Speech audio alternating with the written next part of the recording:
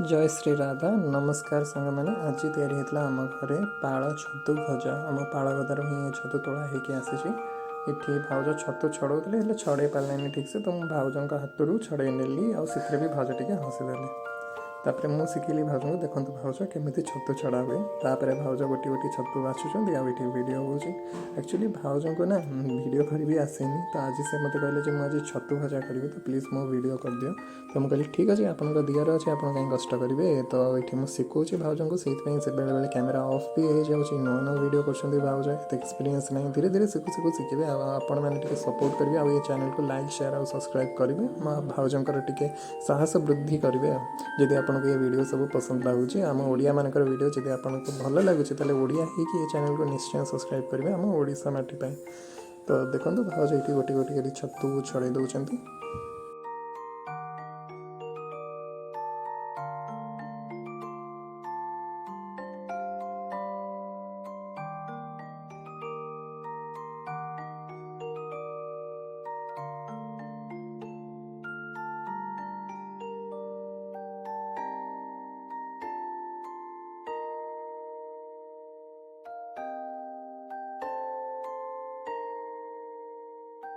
मुझे कैमेरा सामने छतु गुड़ा साइज कर रखुच्छे जमी आपण देखा भल लगे देखो केते बड़ बड़ बड़ पाଳ छतु होता आम पाଳ गदार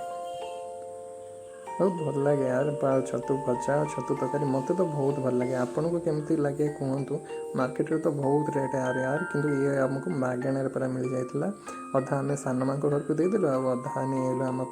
ये कड़े देखो एत सारा छतु छड़ा होगा बछागला एबे आकु आमे हलदी पानी रे डिप करिया इठी नै गलो कंसारे पानी और ता धरे मिसेलु टिके हलदी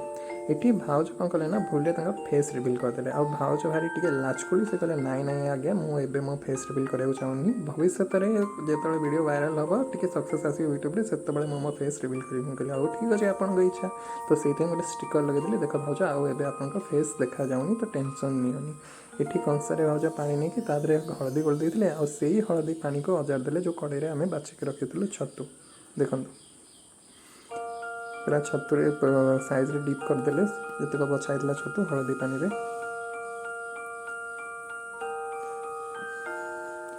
एबे भाउज किसी समय पर निहाती 10-15 मिनट पर से छतु गुरा को चुपुड़ी काटी दौरान इथे गोटे साइड गोटे प्लेट रे हाँ आहरी ये गोटे कथा कही रखे जे माने काली बहुत बेसी वर्षा होता आम आड़े तो ये छतु गुड़िक ना बहुत बेसी पानी पी जाता तो घोरैकी करने को एकदम दरकार ही पड़लानी ये छतुर बहुत बेसी पानी बाहर था तो देखिए आप टेंशन नेबेनी स्लो फ्लेम रे सेमती कुक कर चलिए से ऑटोमेटिक सब पानी मरिकी आपण छतु भजा रेडी हो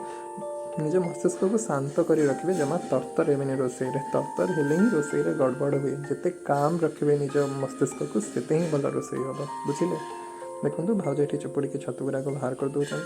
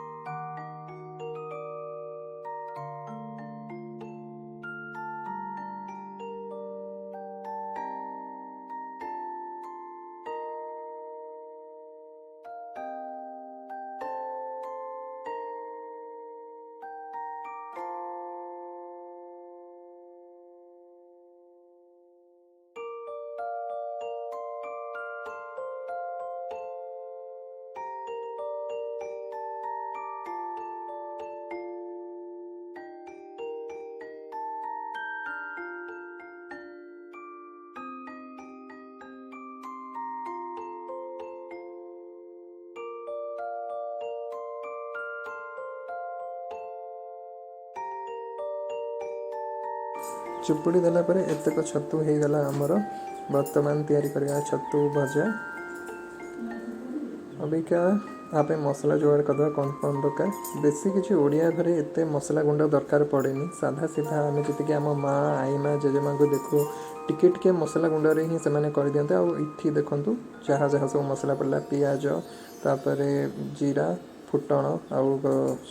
जो लाल लंका एते माने साधारण परिवार जो मिडिल क्लास परिवार से परिवार एते माने कस्तूरी मेथी ढिंकी बग एते मसला गुंड काश्मीरी लका गुंड एते सब यूज हुए माने अल्प अल्प मसला ये ही हो जाए। और बेसिकली मुझे देखी बटा मसला ही ओडिया घर हुए कौन से एत गुंडर आवश्यकता पड़ेनी गरम मसला ये सब आवश्यकता पड़ेनी और यहाँ बहुत हेल्दी भी। देखो ये भाज कड़े बसई गैस उपर आउ तेल गरम कर पकई सुखिला लंका आपरे पड़ो फुटण आउ जीरा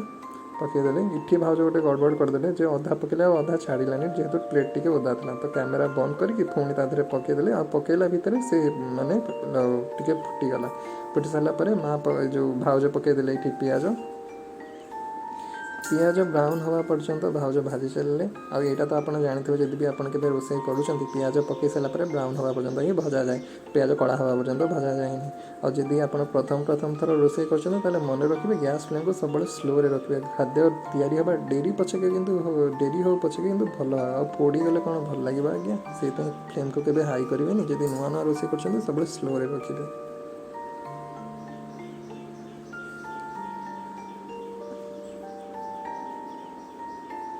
ए भाज पकईदे ये लुण हाँ आउ गोटे कथा पिज जारिवा समय जब आप लुण आड कर दिखाते ताले पिज टे जल्दी जरी जाए ए कथा को मन रखिए। आमर ये कौन है जानते ना पिज जो लुण जो बोतल रखा हुए से बोतल को टे पानी पड़ जाता तो सबूतक लुण होगला कादुआ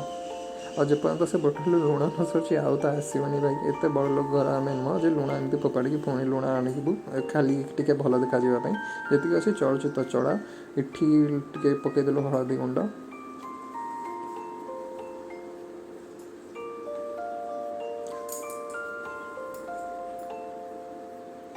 क्या क्या छतु भजा भल लगे क्या क्या मसला मसरूम भल लगे कई लोग पुणी कौन छतु पकोड़ा तैयारी करती आपण मानक कौन भल लगे भाई मत तो एमती सादा सीधा बिना कौन तेल मसला बिना कौन झंझट तैयारी होता भजा ही भल लगे आ भात संगे यहाँ भल लगे पखाड़ संगे तो भाई आउर कौन दरकार। देखो ये पिज भी हल्का हल्का जरीगला।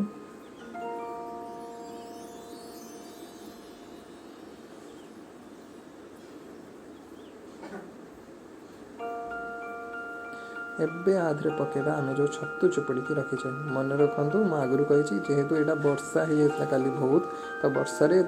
जो छतु ना बहुत पानी छाड़देला आपड़ पेसेंस रखिए आ स्लो मीडियम फ्लेम एमती माने कुक कर चलिए मझे मझे टे घाटी दौते जहाँफल कि इतर बहुत पानी बाहर किंतु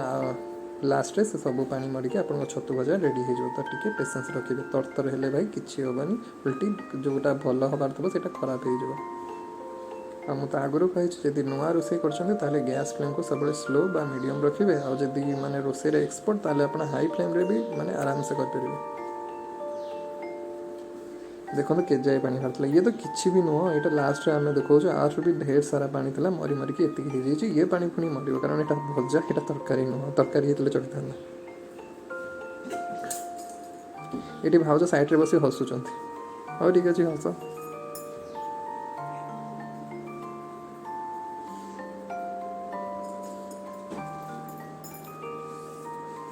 देखो होगला आम छतु भजा रेडी